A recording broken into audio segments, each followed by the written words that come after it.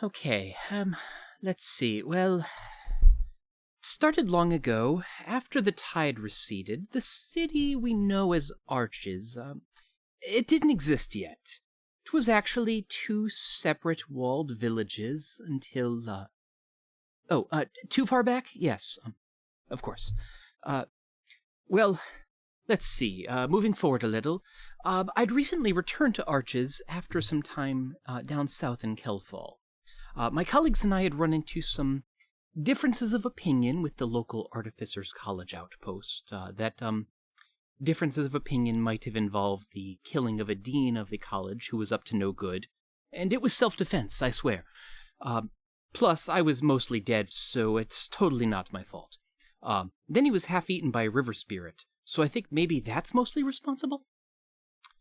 Anyway, we made a quick exit back to Arches, and so I'm laying low with Alansi. I wanted to learn more about what the ex-dean might have been up to. Ex as in dead, not fired or retired.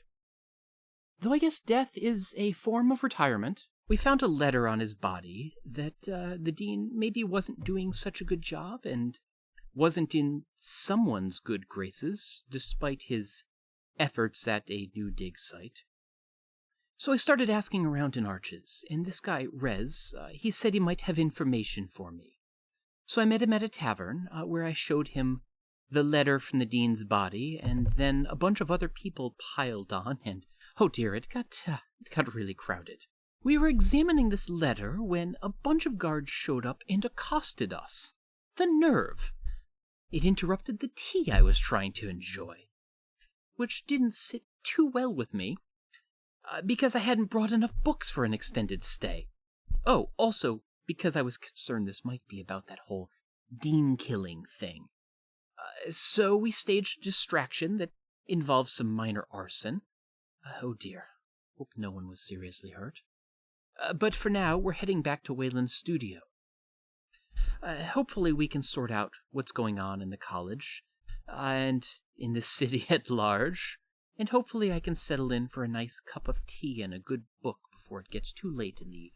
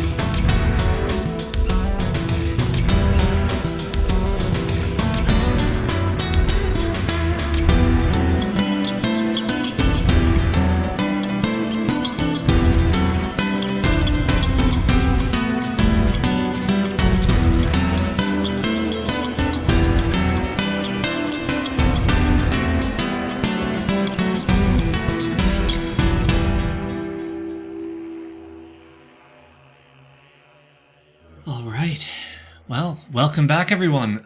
This is the Children of Ash. We're an RPG real play podcast where we tell stories from the world after the world. I'm Dylan, your storyteller and game master for the evening, and surrounding us is our table of players.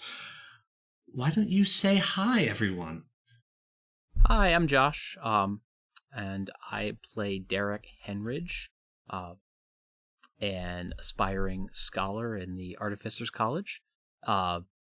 When Darrick was young, he wasn't looking where he was going, and tripped and fell into a pond, into a school of goldfish, and to this day has a crippling fear of small fish.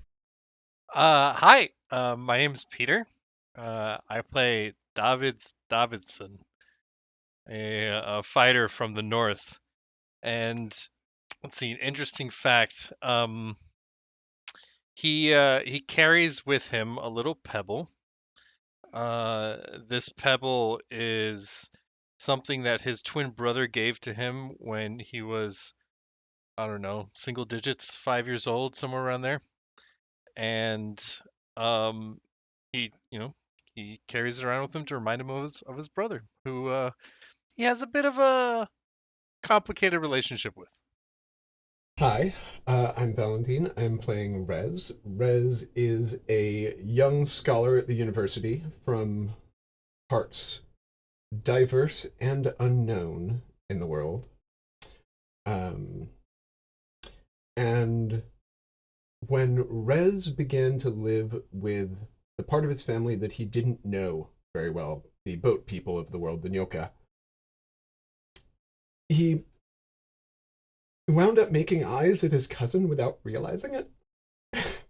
They all think it's funny. He doesn't. He doesn't talk about it. Hi, I'm Becca. I am playing a 70-year-old lady, thus far known only as Cass.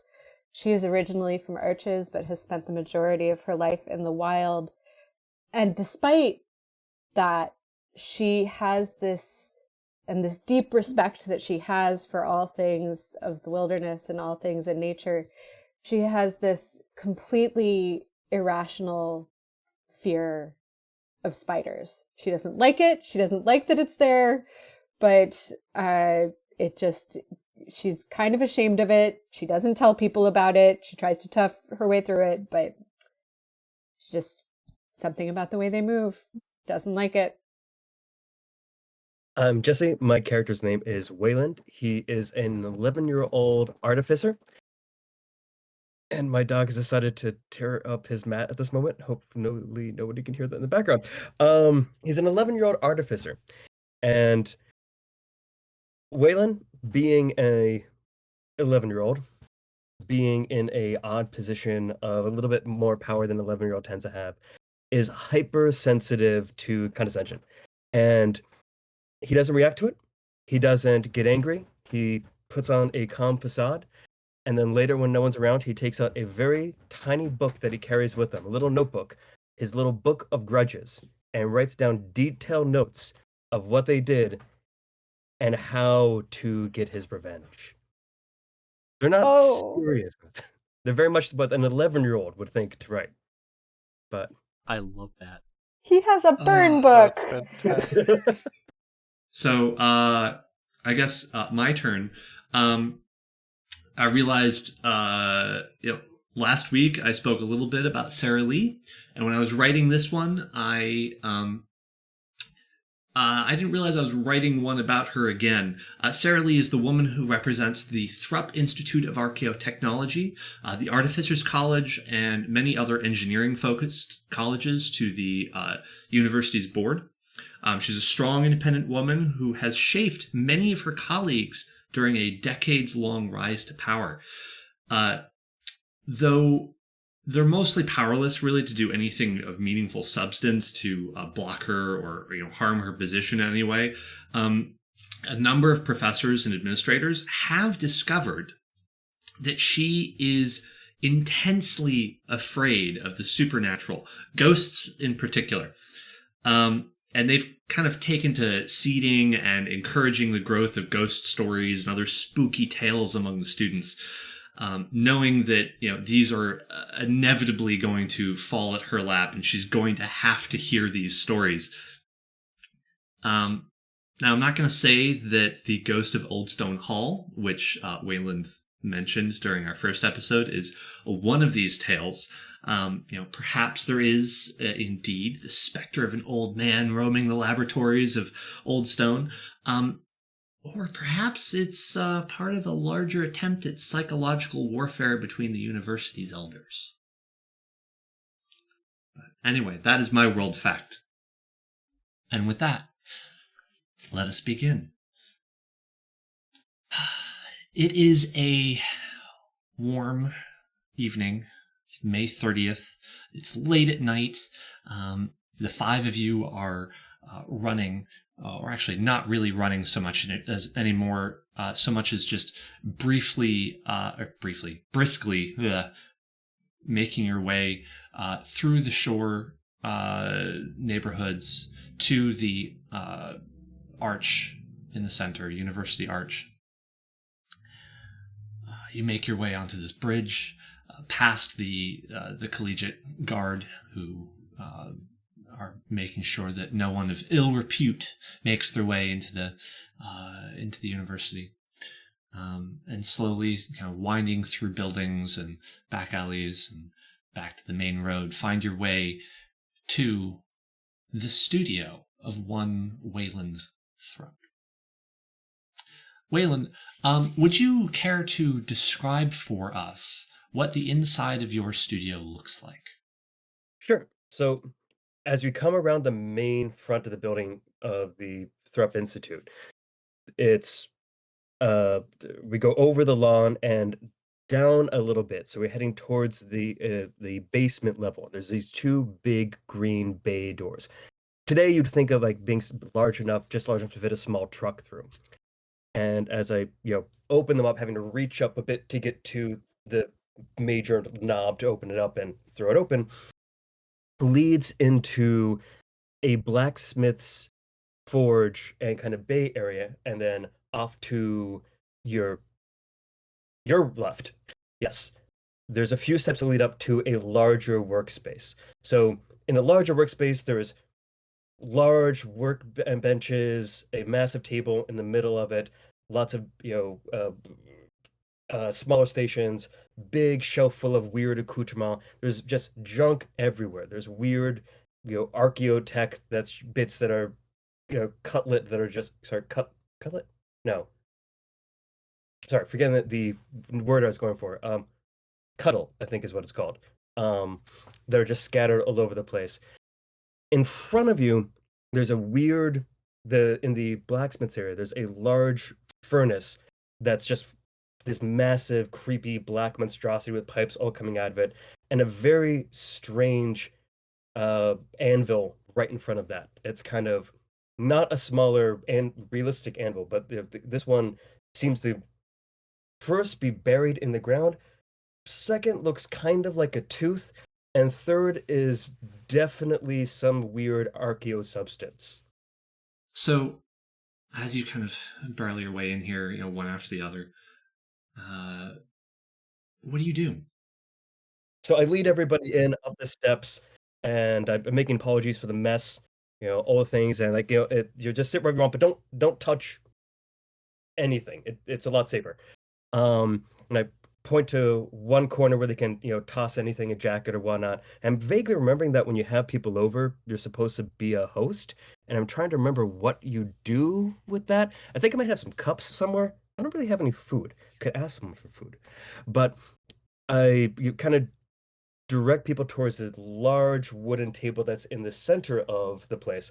And as I'm doing this, kind of motion for Mr. Pushka, to just go over and sit in this massively oversized armchair that's off to the side, and it's would make any adult who sat in it look like a child, and it's reinforced with a large wooden block underneath the center of it.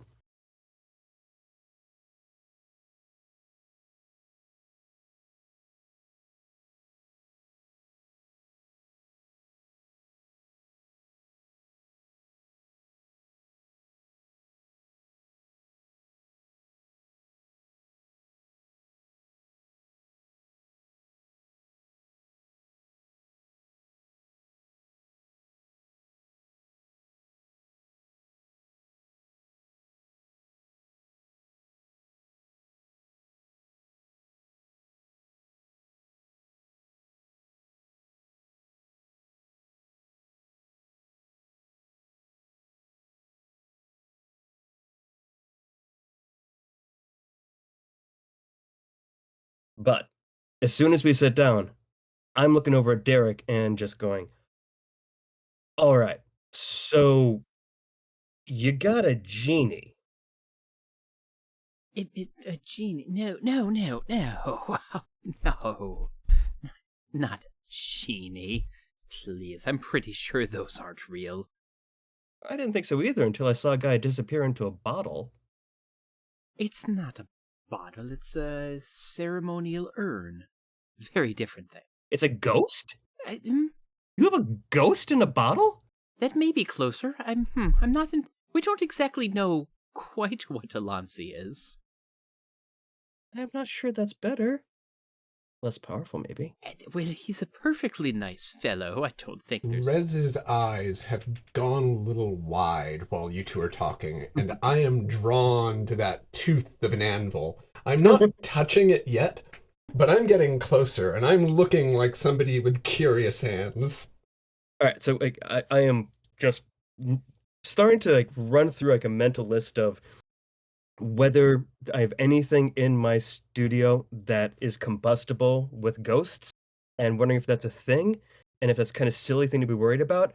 And I just kind of like direct you as far away from anything combustible and like sit you down in a stool, on the more stone side, the wood side of the studio, away from the alchemist alcove. This feels a little isolating, but okay. That's well. Can I see the urn? Can you? Is that rude? But I don't think he'll mind. I probably should refrain from touching it, though. So I wasn't. Yeah, no, don't worry about that. I'm not touching it. I'll hold up the urn and kind of gingerly hold it out towards Wayland. I take my goggles, bring them down, even though they're gonna do absolutely nothing. But it feels safer to look at this, and then realize it just gets darker because they're just dark vision goggles, and put them back on my head. What does it look like? So it is it's about a foot tall, maybe a little less. It is a very kind of fairly simple urn that is concave in the center, so kind of like it's almost hourglass-ish shaped. It is comprised of this smooth, almost oily black metal, with lots of just intricate little carvings all over it. In the top, actually, Josh, or Darrick, I suppose. Darrick, do you have the key in it right now? Or do you keep that separate? I would normally keep it separate. Honestly, probably didn't think to separate it in our rush to get out of the previous location. So yeah, it would still be in there.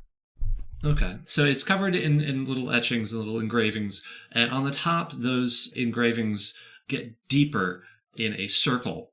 The more you look at it, the more you realize actually this top piece, there's a disc that is inset currently that looks to be a separate piece the more you look at it, but is currently kind of locked onto the top.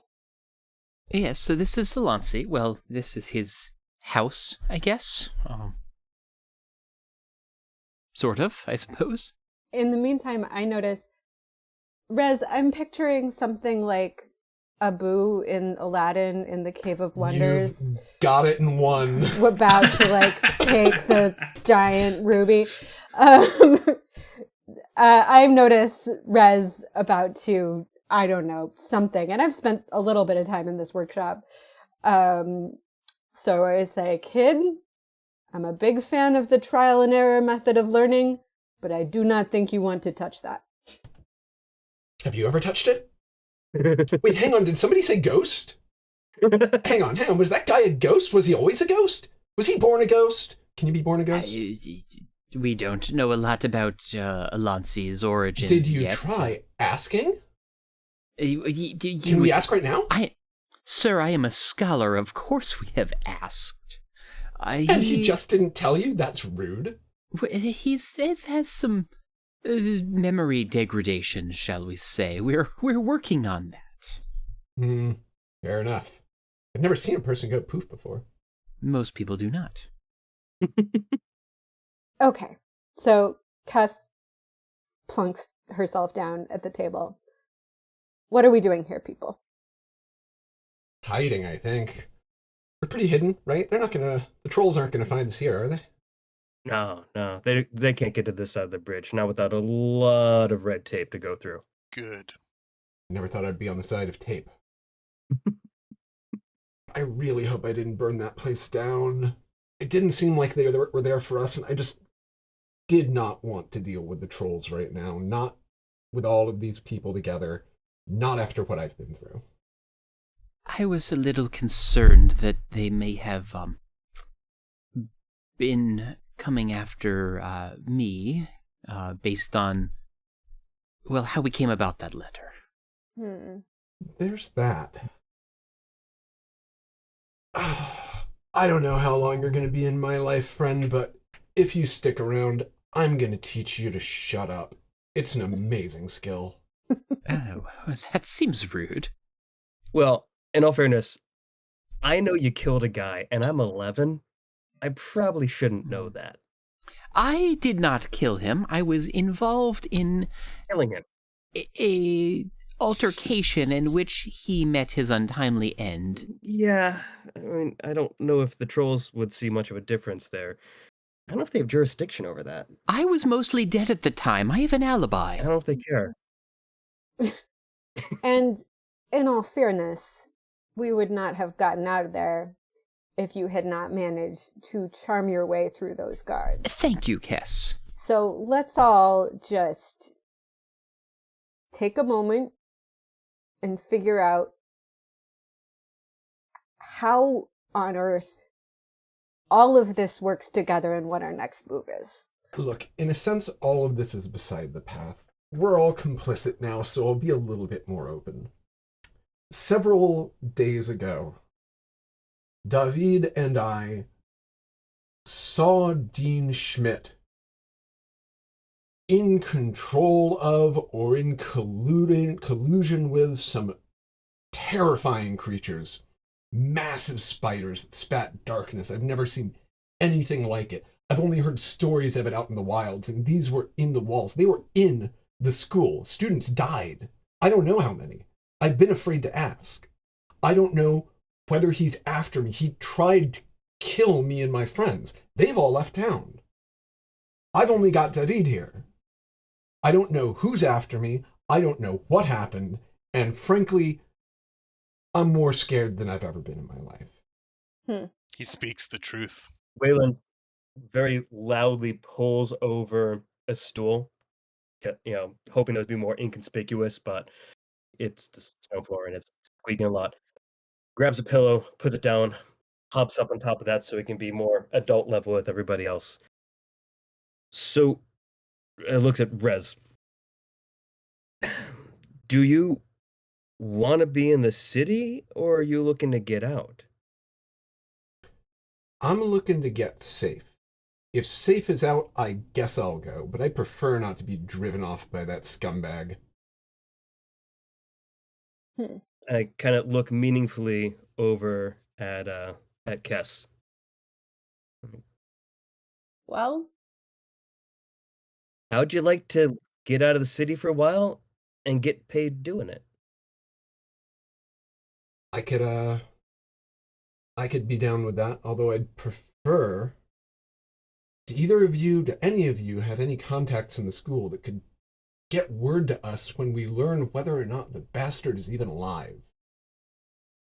I know some people. It can't take long. He's too important to just disappear without anyone making comment, right? I might be related to some people. Great. We'd have to take a little side trip. I want to stop by before I left anyway.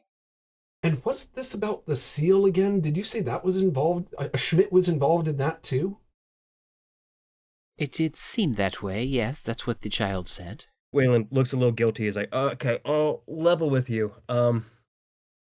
When you showed me the letter, it didn't mean anything to me, but the seal is a legit seal of one of the colleges here on the bridge, but it doesn't exist anymore. That hasn't been a real functioning school for a long time. How long are we talking here? That is a good question that my character probably knows, but I don't. So I'm going 6 years. 6 years. It is. Was closed down 6 years ago for reasons that my character would probably know or have suspicions about, but I feel like I can't make it up on the fly. So If let's see, you and Darrick, I guess, make a history roll. let's see if I can roll a 4. 6. All right, screw that app. I'm getting a die. Well, I can tell you, Wayland has no idea why. I mean, he was what, 6, 7 years old at this point. That's fair. There's no, yeah. That's only a 12 for me. All right, yeah. So, and actually, Darrick, you wouldn't know. You didn't recognize the seal. Nobody's actually said true. what the school is, right? That is true. Yeah. I'm pretty sure I biffed an earlier history check to find that out. Oh yeah, no, you biffed that in the pregame. Way back when. Wayland knew, but I don't remember if we actually went over what the school was called. I know it was medical, you said. It But was like beyond that, anatomy or doctoring or something. I don't think I said the name on stream. It is the School of Reclamation. Like garbage men. Okay.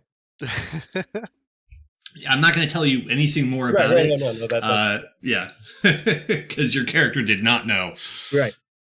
No, that I like that reclamation. But yeah, it shuttered about 6 years ago, and actually, you would know around when it shuttered because it was maybe about 2 years or so after the red flux came through the city. Okay. The School of Reclamation, I don't know much about it, but whatever records are available, there will be some like certain libraries that I can get into, certain records rooms that the school has that the Thrupp Institute just can access. But if a school has disappeared, I don't know if we're going to find anything in there either. Well, what about this second Schmidt, this guy's brother? Sister. Sister? Sister. Sister. What about the sister Schmidt? She's gotta be a public figure. She at one point controlled a school, and she's related to somebody who was big in the most powerful school on the Arch. Did she disappear 6 years ago? As I was saying, this is not a thing that I, generally speaking, care about or pay any attention to.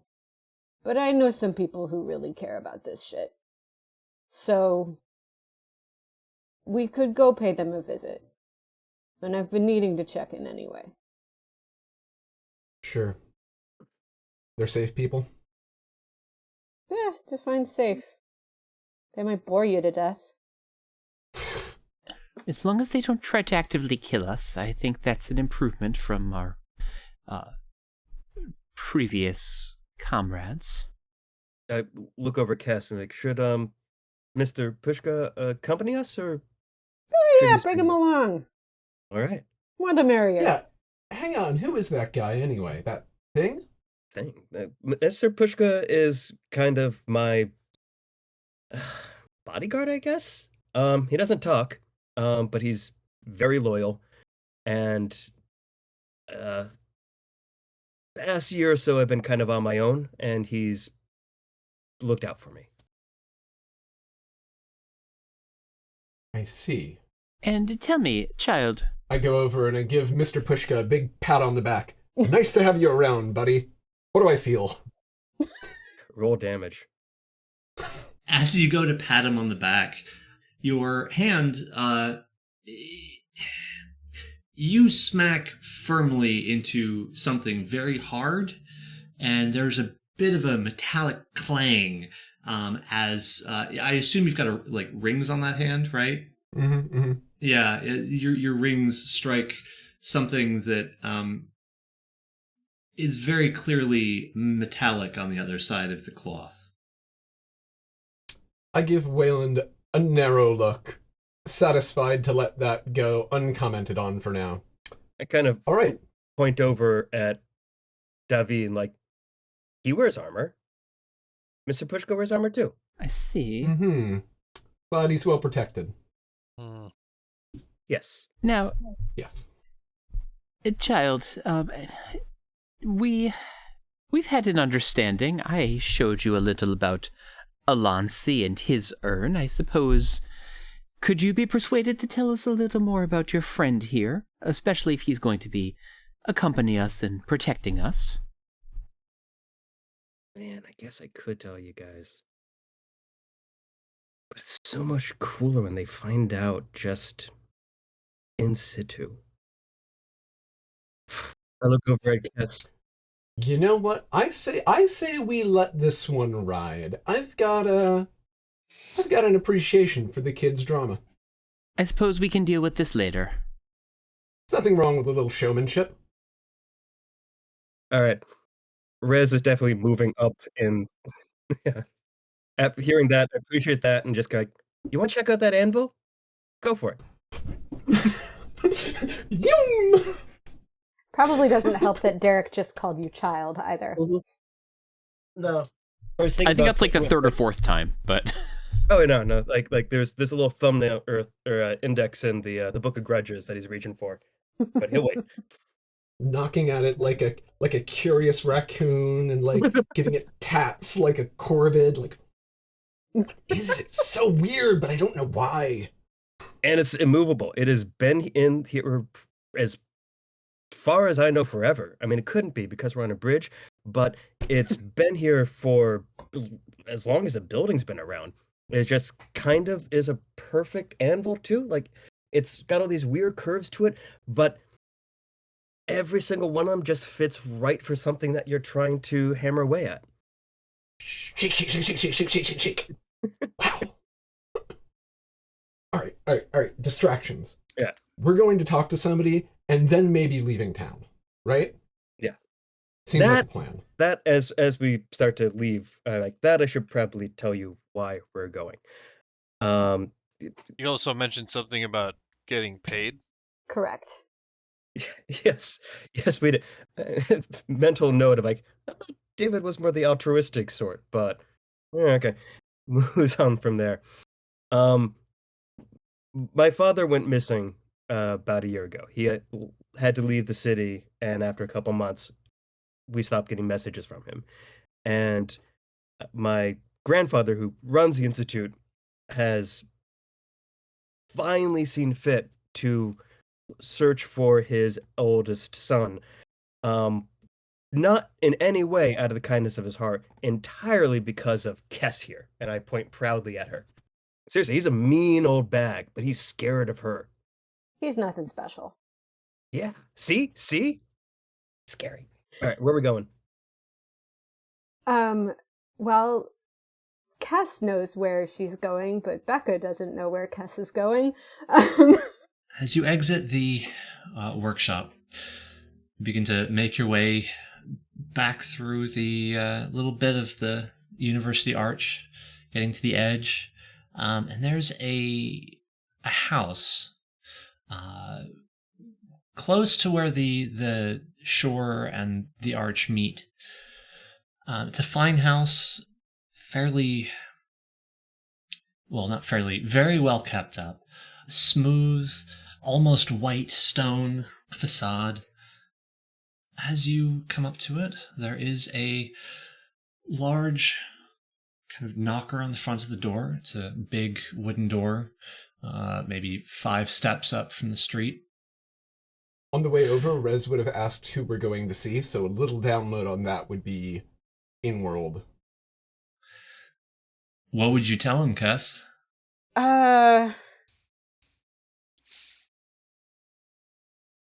My sister. And her kid. It's not important. They like this stuff. What are you doing, Kess? Cass does not knock on the knocker. Cass sort of like sighs grimly. Just pushes the door open. Possibly with a key if necessary. Yeah, it just like goes in. And just yells, "Natalia! You home?" As you barge into this house in the middle of the night, Oh yeah, that's right. all the lights off, shouting bloody murder into the air. There's a few moments of silence as your voice just kind of echoes into this dark hallway behind the door. And then a light comes on above you. You see in the darkness a stairwell that comes down almost to the front door. Bleary-eyed older woman with stark white hair pinned back behind her head. Bit of a navy nightrobe comes to the floor. Comes over the stairs with a lantern in her hand. Looks down at you. Kess? You asleep? Have you any idea what time it is? I don't know. It's dark. But you're getting out of sleep this early? You've been in the woods too long, girl. And she kind of begins to walk down. Oh, I see you brought friends. I did, but now that you're saying that it's late, you guys want to take a nap or something? Are you offering my home to strangers? They can Again?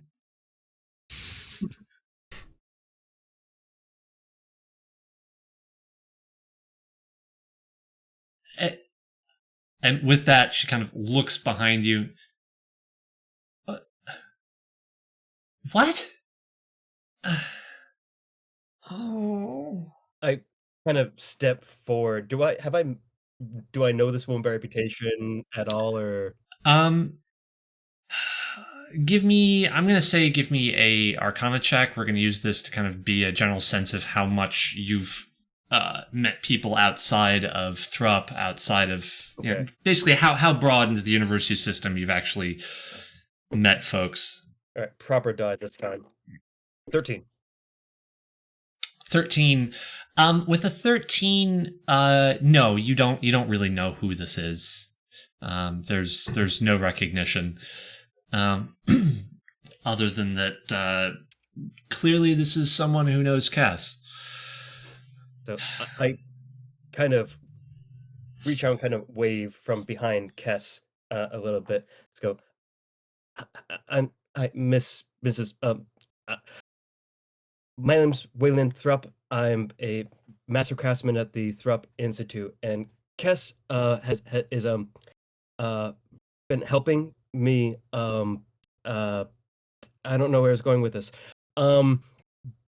But she's been very helpful so far. And the back Kess like, if we should go, we can sleep at my place. Sorry for barging in, ma'am. We can stay. Probably. Look, it's a good deed. I'm doing a good deed. You should be proud. Cass.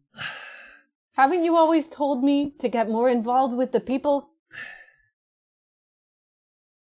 No, I don't think I've ever said that. Look, come in. She kind of comes all the way down to the bottom of the stairs and starts ushering you through the doorway, looking around. You keep standing around like that, you'll wake the neighbors. Come on in, everybody. I nod an apology on the way in. I try to shake her hand and then kind of elbow Mr. Pushka to shake her hand too politely. I'm just really large. She, shakes a hand or two and then just kind of gives up and ushers you past her down the hall, not up the stairs, mind you, down the hall. She lights a few candles and brings you into what appears to be something of a sitting room. It's a little. She doesn't light all the candles, so it's still a little bit dark, but it's a nice home.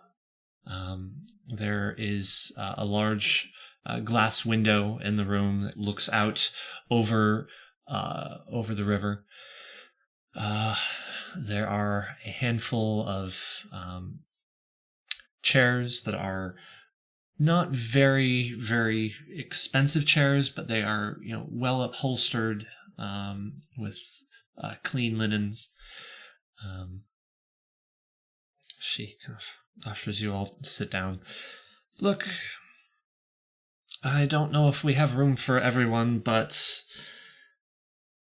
at the very least, while you figure out what is going on, where you're going to stay, whatever it is that Kess has brought you in on, at least do it down here. You're far away enough that you shouldn't wake the rest of the family. Thank you for your hospitality. God forbid we should wake the rest of the family and shame the neighbors. I guess you were going to ask your sister for help? Yeah, I mean, I'm here on behalf of not myself. I have not been roping anyone into anything. Rather, it is I who have been the ropee in this particular situation. And I come to you to ask for some advice, but I see that you're sleepy and I want to let you go back to bed. So I just figure we could, nap here, a rest of a short or long duration, as you will.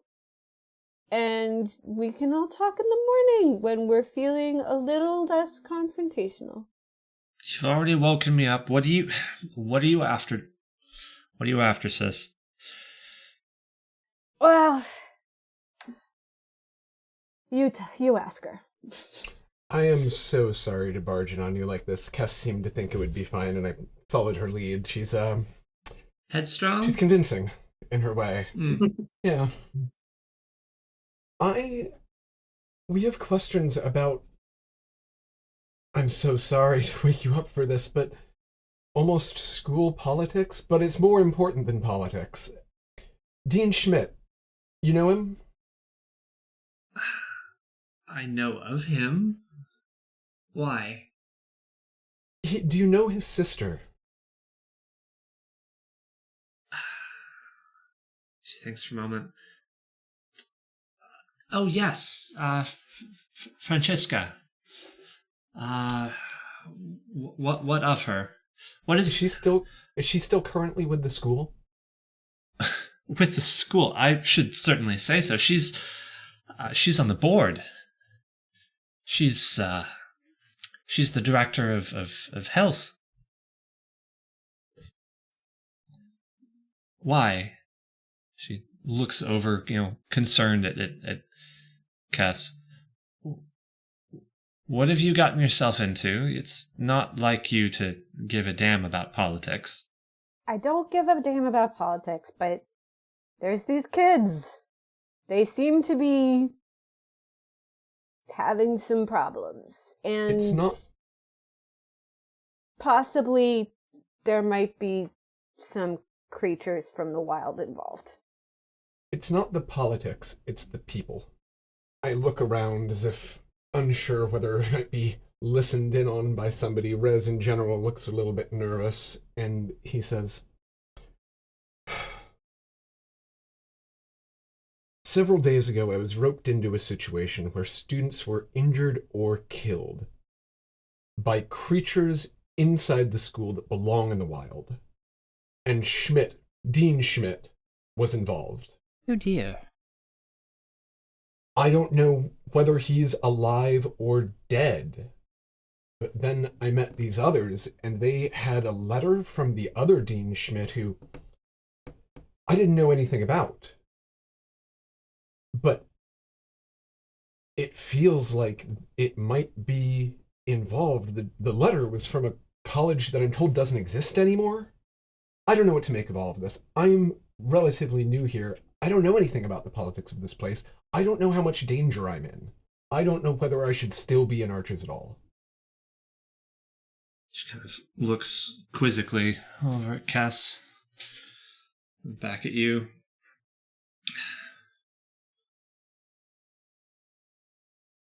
What college? The College of Reclamation, wasn't it, Wayland? Yeah. Yeah, that's Francesca. Oh, but that one's been closed for years now. What is a College of Reclamation? Oh, they were, she kind of thinks back. They were a small school, newly started within the medicine wing of the university. They had some strange ideas about death and Oh, God. the relationship of it to archaeotechnology, and they were trying to Reclaim the dead. Oh, I do not like this. No, not so much reclaims as they thought that they could learn from the dead how to avoid the state entirely. They were after the same thing that many of the alchemists had been after before them. They had some new ideas of immortality. Needless to say, it didn't really go anywhere. But about 6 years ago, it came out that they had some kind of tie to the red flux, that plague that ripped through the city a few years ago. So Francesca had the entire college shuttered. Or claimed to. How about the other Schmidt? Have you heard anything recently about him? Did you hear about the incident in the what building was that in? Old Stone Hall. Cafeteria. But it was in some college. It was in the Artificers College. Was it in the Artificers College? I thought it was somewhere else. No, it was in the cafeteria. It was in like the dining halls. It was underneath. But then we went through these tunnels that came up Okay, into the anyway. Old Stone Hall. Did you hear anything about that incident? The one in the Old Stone Hall? The fire? I'm afraid not. I'm actually, I've retired, if I'm perfectly honest with you. But perhaps my son might know something. But you'd have to come back in the morning, though. He's well and asleep. Understood. Can I make a roll to see how everything she said seemed trustworthy? Insight, yeah. Insight? Yeah. Never mind. Not very insightful. Nat 1. No.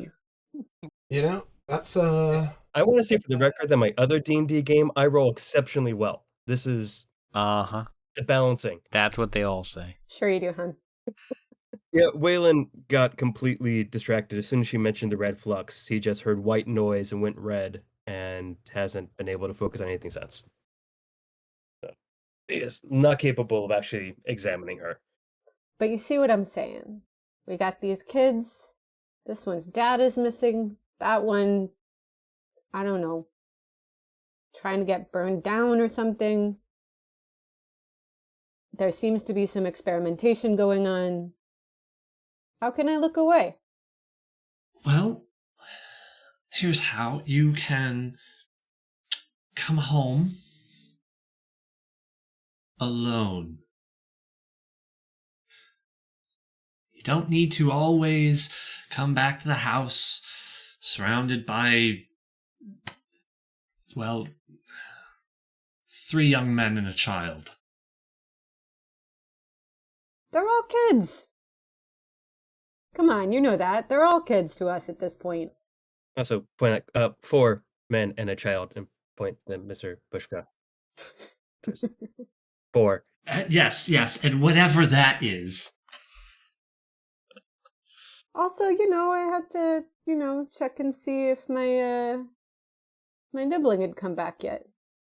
They're back?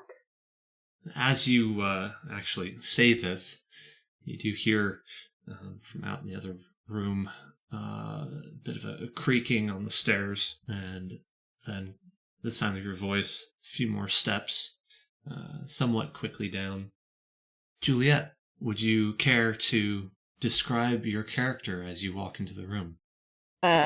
Aster Morestis walks into the room in a white silk robe, yawning, very sleepy, but still just looking like they've done their whole skincare routine before bed, barefoot, and looks at Darrick and says, "How did you get in my house?" Aster? What are you doing here? This is my house. Aster! Huh. Aster will go over and sleepily hug their aunt, and looking very confused. Is there a party down here? This is a surprise. Technically, yes. At all this, Natalia just shakes her head and... now you've done it, Cass. I may have forgotten what time it was. Now the whole family is going to be awake. That's great. We can ask your dad about this thing. Should I go get him? I'll go get him. Yeah, so Aster will go upstairs, starting to get... It feels like you wake up in the middle of the night, all your friends have shown up at your house. It's very exciting. They have never been particularly concerned with the rest of the family's sleep. I kind of tug on Kessa's sleeve. Do you have a particularly big family? There's, what is the right size for a family? Every time I come back, there's more of them. But, there's a couple that are pretty special. And on a scale of good to my family, how well do you get along?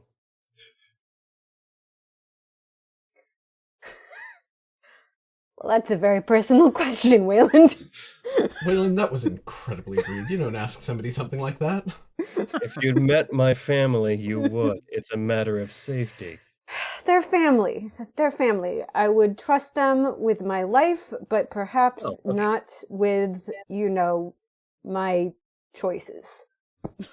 Oh, it's exact opposite with my family. If I counted the number of times my cousin pushed me down a well. Oh dear, child, that's awful. I know. I was the one at the bottom of the well. Doubling down. Why made a rope that climbs by itself? Clever. So, Aster, just to be clear, you left the room to go get your parents, yes? To get my dad, specifically. Well, as you plop, bare feet on the wood of the top floor, walk through the hallway, and come up to the door at the end that is the master bedroom of the house of my Resties. Are you knocking? Are you just pushing your way in? What are you doing? I'm knocking.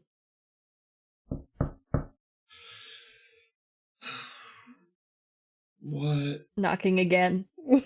What do you want? Auntie Kess is here. You just hear a really big sigh, followed by, Arak, your aunt's back. And then, after a minute or so, kind of hear some shifting around, some clothes getting pulled on, then the door pulls open a bit, and your dad, a tall man with salt and pepper hair and a beard, both of which are normally very, very well kept, but currently just smushed to one side with a little bit of bedhead. Wearing silk pajamas, comes out, looks at you. It's okay, Aster, you can go back to bed. He just kind of walks past you down the hallway. Towards the stairs. I will follow him. All right. Well, the rest of you, after a few moments of back and forth, followed by awkward silence, you see this man come into the room, bleary-eyed, and then stop as soon as he realizes that it's not just Kess that has barged into his home in the middle of the night. Hello, sir. Holds up one finger and turns around and walks back out. And as he passes by you, he goes, "You should have told me to put on clothes." And after he's gone, Aster walks back in. Aster will not be putting on clothes. Feels very comfortable in their pajamas. So, who's the rest of this motley crew? Kind of nudge Cats for introductions. Well, where to start? These are some riffraff that your great aunt has invited into our home and apparently made an offer to Don't call them riffraff. sleep here. Actually, no, that's fair. It's Listen, fair. you always call the people that I like riffraff.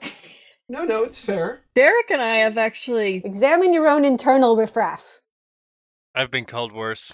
Look at what this one is wearing. She gestures over at the bear that is basically draped entirely over David. Excuse me. Are you saying that because somebody is from somewhere that is not here and they're wearing the clothing customary for their people that they are somehow riffraff? Is that what we have sunk to in this house? All I'm saying is that you walk into somebody's home in the middle of the night, the least you can do is not dress like you're a burglar or going to come in and trash the place. That's all I'm saying. It's no offense meant, Mr. Actually, in my experience burgling, it really doesn't help to look so conspicuous. So if anything, we're obviously not here to burgle you. I mean, we're I'm sorry, How what? much burgling experience do you have, child? Cass, what? All of this is unhelpful. Later. We will address that later. Ask. Cass, where exactly did you say you found these folks? the Thrupp Institute. Well, this one's actually very highly placed, and this other one seems like a pretty big deal. I don't know, or some kind of scholar. You know about that stuff. You know I don't. And then this one, he's like a very well-paid bodyguard of some kind, and this other one, he's a kid in a tough spot. You know, they're all fine. Aster, sweetie, I brought you something from the wild that I thought you might like. She digs into her bag and pulls out this, like, Present! beautiful, like, iridescent, pearly, perfect shell. I thought maybe you could do something with it. Beautiful. Meanwhile, Natalia is just sitting there, head in her hands, mumbling something about Hailthrupp's problems. and you being his garbage disposal person ever since you were in college.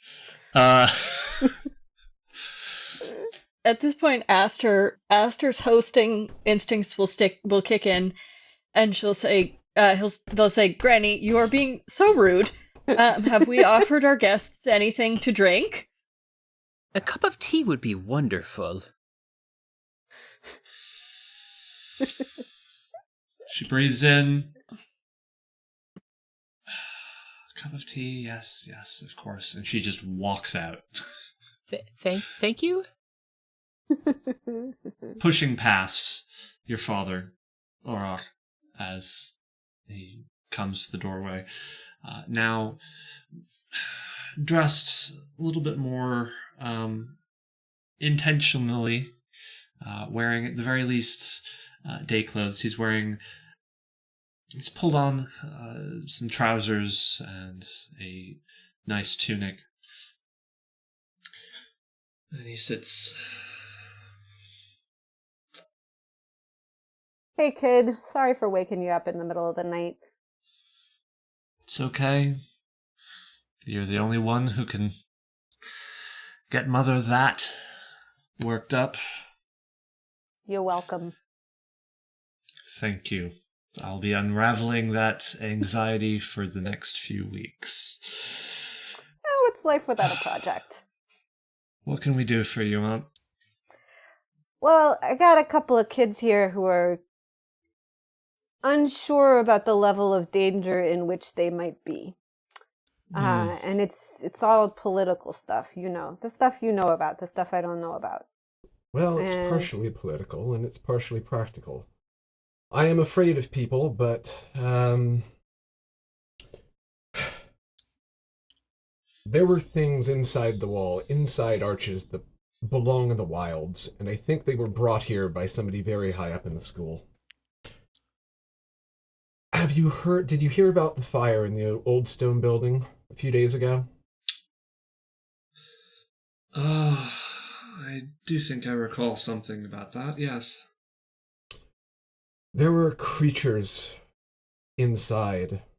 Me and a bunch of other students were brought in to try and tame them, ostensibly to further our position at the school, but really we were used as sacrificial lambs.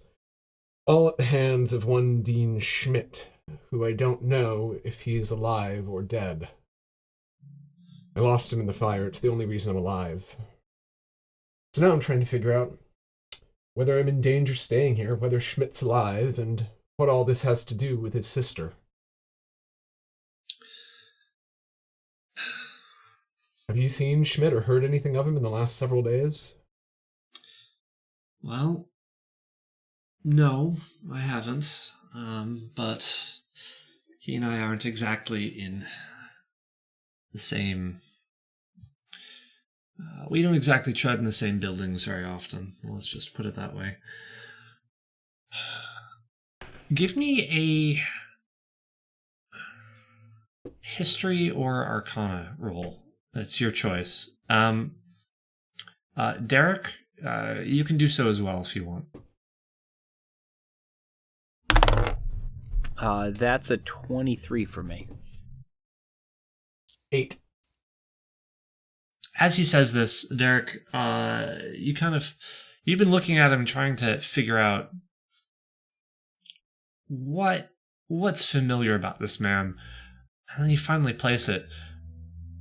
My resties. Yes, Aster's parents are fairly well-regarded scholars. And Auroch, specifically, he's an anthropologist. Fairly well-to-do. You're not really sure beyond that. You're pretty sure that at some point you've likely read one of his works, or some of his work. But anyway, just beyond that. Yes, he turns... We didn't exactly walk in the same circles. It would be a little while before any news of him would reach me. I noticed you didn't raise an eyebrow when I said that he brought creatures from the wilds inside the walls? Frankly, it wouldn't surprise me. The entire Schmidt family is a little... Let's just say when it comes to advancement politically within the university system, they don't exactly know when to stop. It surprised the hell out of me, I don't mind telling you. Oh, I'm sure. Do they hold grudges? Of course they do. You're talking about deans and the upper administration. How do you think they managed to stay where they are? Yeah, I guess that shouldn't surprise me. That's okay. I think the real question is not whether he'll hold a grudge, it's whether he'll remember you. I trust that you didn't do anything stupid enough to be memorable. Well, I certainly didn't. But a friend of mine did burn down the library a little bit, I think. Not that I would blame him. He was trying to kill us. It was justified. So you're saying the fire was set? Oh, yes. Sometimes self-defense is justified. We have a real problem with nefarious deans in this city. I'm telling you. We have a real problem with people admitting to crimes in this party. Whoever this other individual was, it sounds like his actions were justified. Justifiable murder, justifiable arson, and murder, potentially. Sorry, that was very out of character. That. Listen, the only solution to getting away from the deans is to get out of the city. That's what I've been doing my whole life. I just figure that if I'm gonna wind up in trouble for this, it's not gonna be in a court for arson. It's gonna be on the end of the fangs of a spider the size of a wagon wheel. I mean, you can always just kill them first.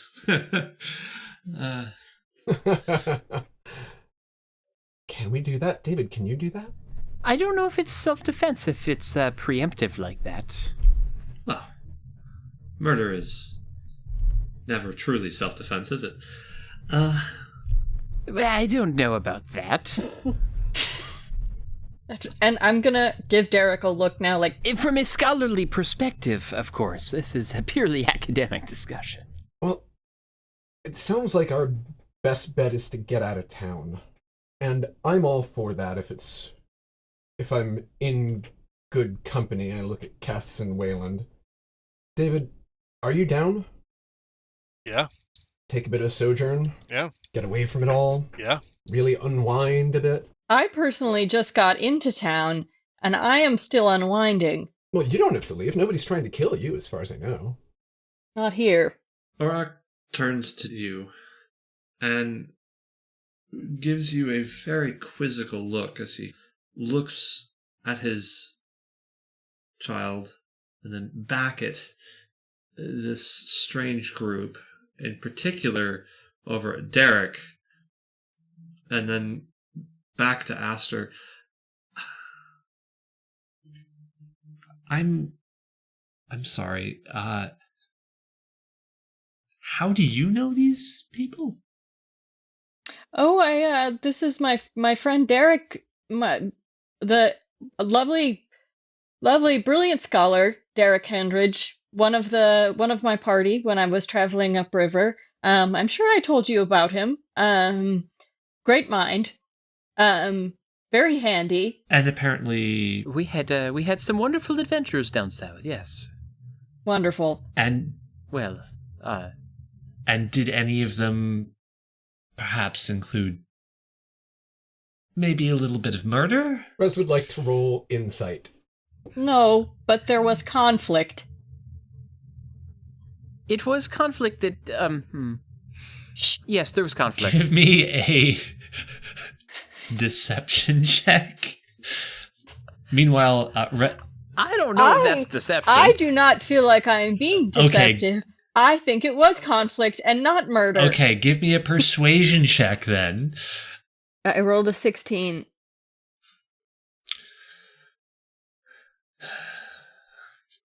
He looks back at the both of you.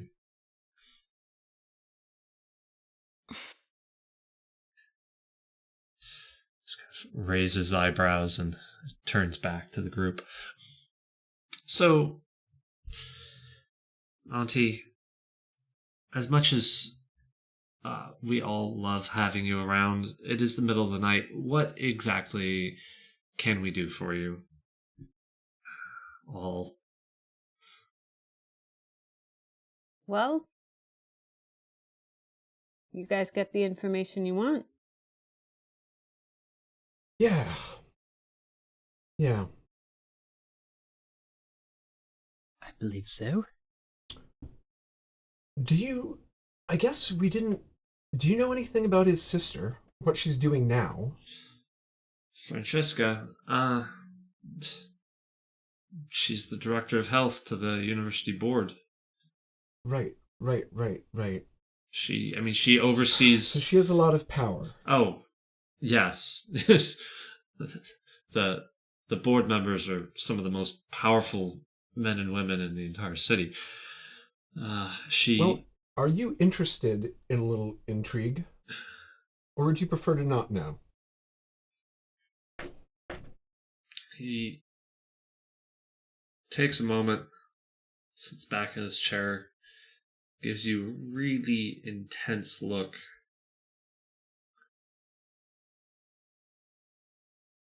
I'm not asking anything of you. I'm just asking whether you want to know.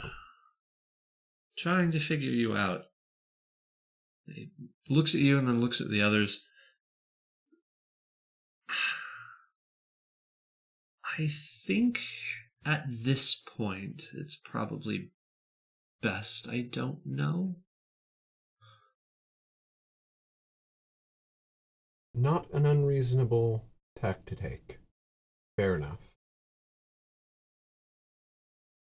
I wish I didn't know some of this myself, but I'm in a more tenuous position than you. Someone like you might be able to make hay out of this information, or at least keep themselves safe. See, now you're just dangling the carrot. No, I do not want to be involved. And if I do become involved, it is a decision that should not be had in the middle of the night when I've only been awake for 3 minutes. And I do not blame you. If you ever want to know, and you have a way to find me, I'd be happy to bring you in as a way of saying thank you for the information that you've given me. That he looks very quizzically over at Cass. I think the best thing for everybody right now is, we can all just go to sleep, talk over our next steps in the morning. Asta, we can catch up. Darrick, did not realize you knew my nibbling. Yes. Speaks highly of you. This was a surprise for me as well. They can sleep in the rooms that you save for me. They'll fit, mostly. With that, he looks over at Mr. Pushka, who, for the record, is not in the room, is just kind of in the doorway that isn't really quite big enough to let him through. He kind of leans in at that implication, just kind of. He's fine. You can trust him. I took a look. For the record, the audience can't hear the gestures you make. Oh, sorry. He leans in a little bit and waves, pantomimes a wave. They're not going to all fit, Cass. They will. That's fine. We Auntie, don't all need this. No, we don't Auntie, all need to sleep here. Wayland, you said you can put us up at your shop, right? Not a problem. We have guest rooms. Let's just go. We have guest rooms. No, it's okay. I am much too excited to go back to sleep, and Darrick, I'm sure you could take my room. Oh, yeah, I don't see myself doing a whole lot of sleeping. Have a lot of notes to catch up on after these past several hours. Also, don't take my sister at her word. There's plenty of rooms in this house. There are. And if you don't need me anymore tonight, I'm going to go back to bed. Aster, darling, I assume that you can take care of your friends. It sounds like you're going to be up all night. Of course. Of course. Between you and Auntie, I think that everything could be fine without me. Yes. Get your rest. Night, kiddo. Please. Get some sleep. Thank you, sir. You're welcome. Stands up and walks over to the door and turns and gives everyone a slight bow as he walks out. Gives Mr. Pushka a very tired, absent-minded pat on the shoulder as he walks off. You can kind of hear a pause in the footsteps as he contemplates what he just touched and then just keeps walking upstairs. So, you're now all alone in the room. What's happening? Well, Esther, it's a surprise to see you here, but it is nice to have a friendly face after. Well, not that you're all not friendly faces. Although, Mr. Pushka, your face is slightly scary. What's happening here is fire. Lots of fire. Several fires already. I've been involved in more fires this past week than I've been in my entire life. I would prefer no more fires. There's also been monsters. New strangers, people with weird connections. Politics. School politics. I hate them, I think. No tea for him. Darrick, it seems like you've gotten yourself into some more interesting business. I suppose I have. And it was all in the name of trying to figure out some of our old business. Gonna tug on Kess's, cape again. Like, do you think your niece helped that guy kill that guy? Nibbling, and I certainly hope so. Okay, cool. We're good with that? Yeah, I trust Aster. There was kidnapping. We did what had to be done. Things get complicated outside of the walls. Very, very complicated. Her I believe when she says that. But when you say it, it's just kind of murdery. They were trying to murder us.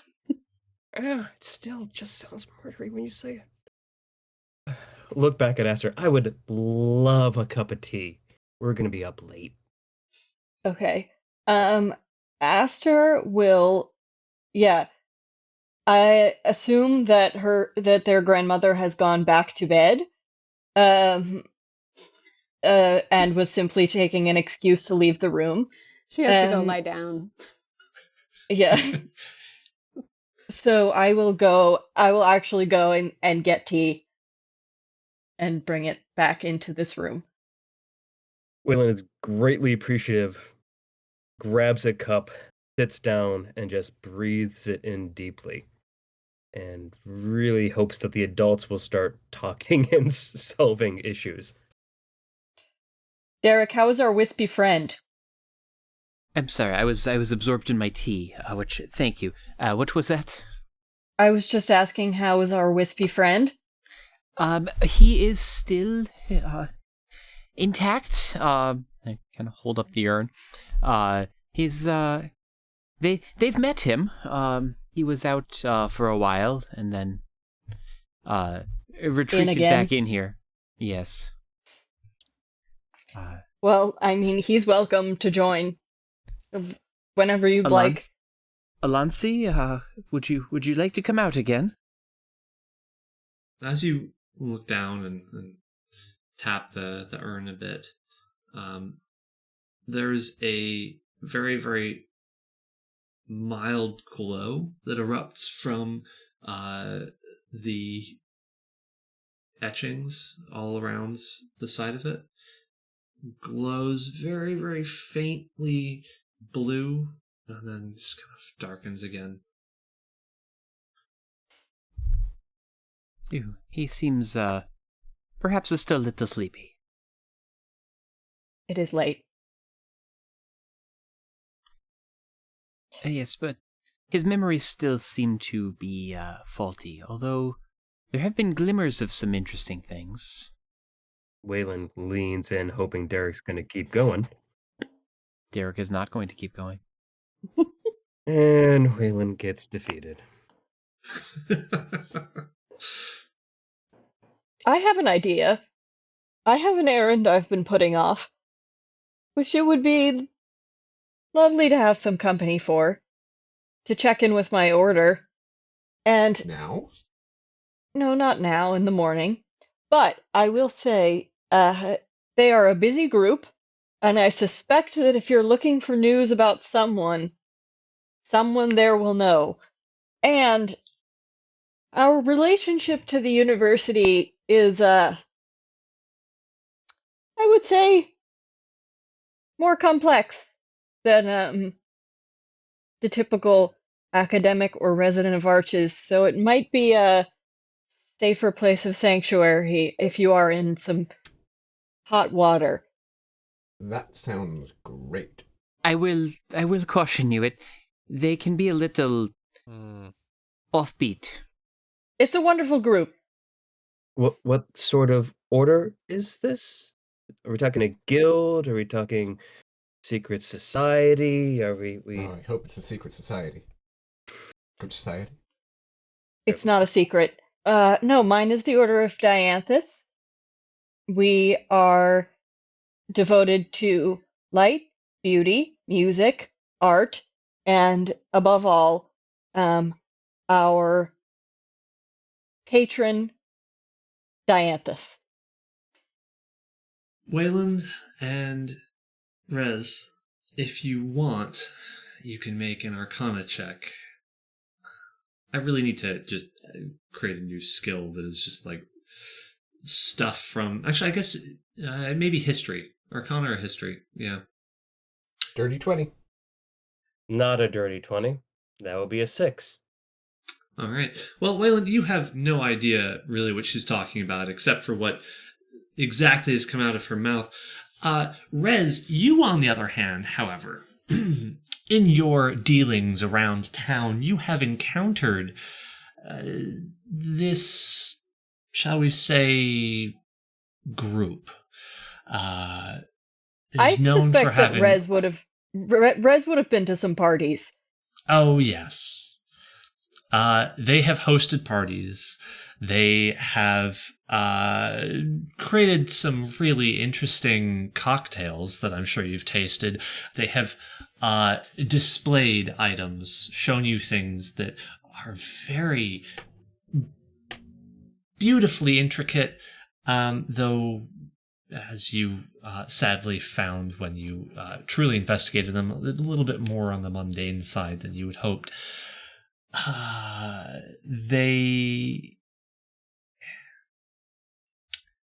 Let's just say they really know how to have a good time. When they say patron, do I know whether they're talking about a person or something else? So I would actually say that with the Dirty 20 and knowing your character's kind of personality, you have probably engaged with them enough that some of them have tried to recruit you a little bit. This is a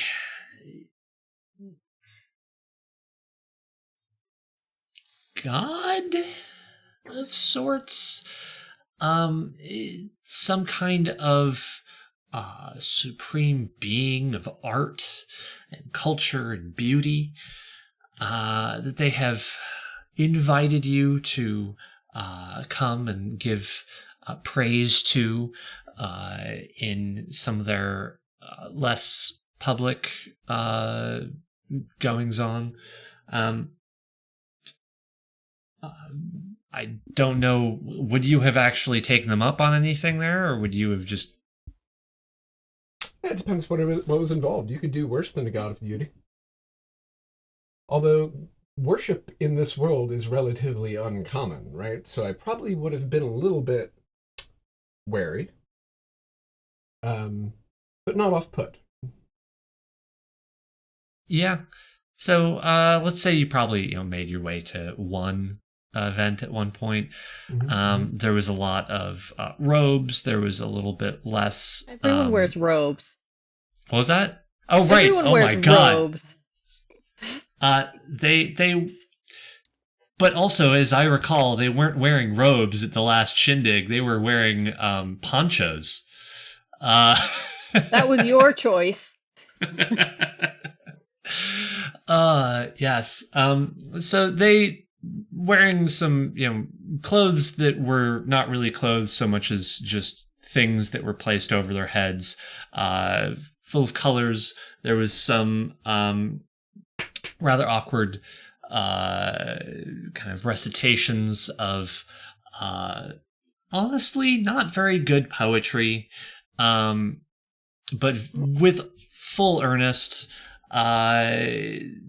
There was a little bit of ritual practice that just felt a little forced to you, maybe. I don't know. It wasn't really your cup of tea. Yeah, that sounds about right. But I think I would have appreciated the fact that they were doing it in service of beauty and togetherness and all that.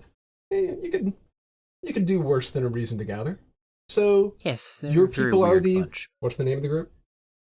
The Order of Dianthus. Order of Dianthus. Yeah, I've been to one of your parties. I was actually invited to give praise. I'm not a believer, but I am a believer in beauty, so... We'll talk more about it. But it's an accepting group. As you might be aware, there is some tension with the university. So while there are members in all kinds of positions throughout the city, throughout the university, we're not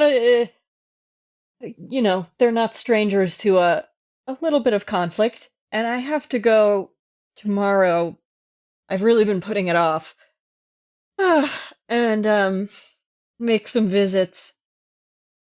So you're welcome to join me. It might be a useful errand. It would be an honor. I'd love to come meet your friends. I love Kess's vibe. Wayland just kind of raises his hand like, is this a weird adult thing or can I come too?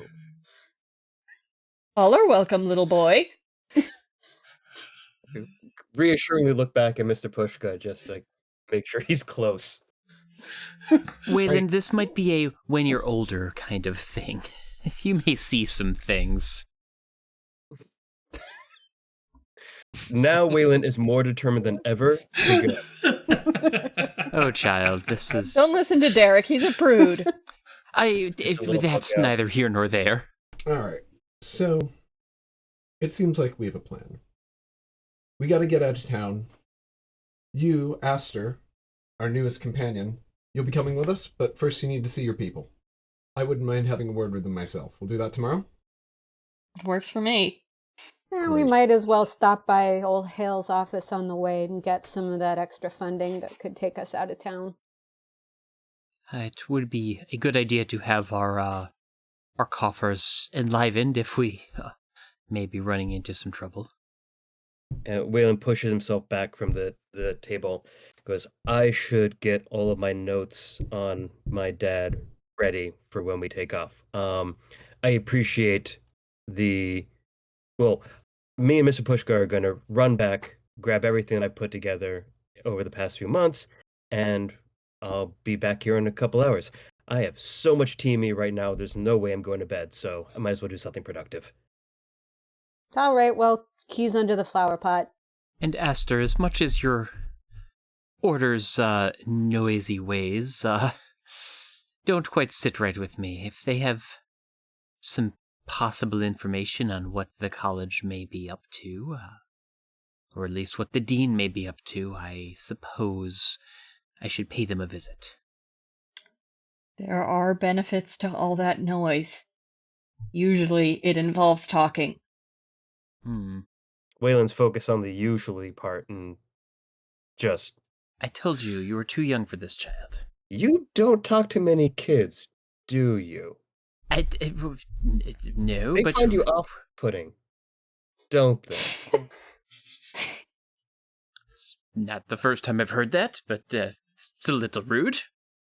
I think lots of people find Darrick off-putting at first, but he means very well. Thank you, Aster. Wait, I think? I just take my mug, bring it up, look at Darrick over and go, "They do." Takes a sip. Davith stands up and just stretches. If somebody could show me to a bed, that would be wonderful. Everyone who's staying may follow me to a guest room. Lead the way. All right. A little bit of a plan in place. The beginnings of a group formed. You all venture off either to be a little bit productive while caffeinated or off to one of the guest rooms. Spend the night. You'll wake up in the morning ready to engage the world. And that's what we're going to call it. Thank you all for a wonderful session.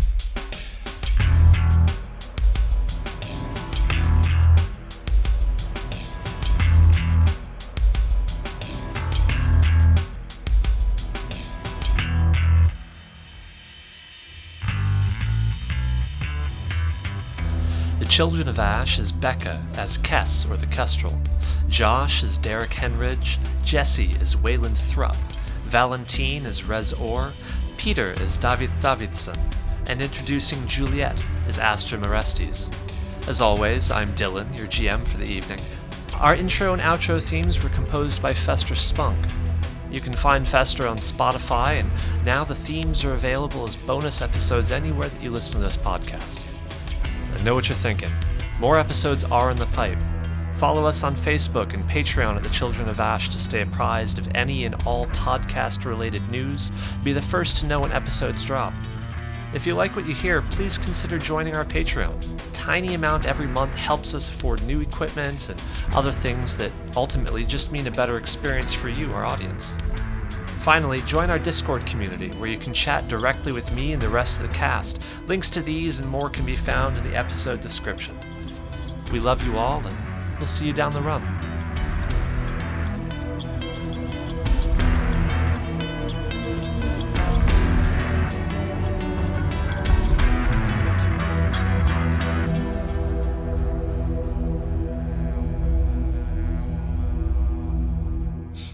I think the people are demanding foot pics, Valentine. So did Yeah. I miss what you did to your foot? Oh, that is gnarly. Well, you see that bed behind me? Yes. Oh no. Oh no. I got out of it. It turns out First mistake. you're not supposed to land on the top of your foot. You're supposed to land on the bottom of your foot, which nobody ever told me. I didn't know. It's out of spec. Yeah. The X-rays, I mean, the X-ray is just going up on our socials, all of them. I'm kidding. We wouldn't do that to you. We would start an OnlyFans for it. Anyway, where were we?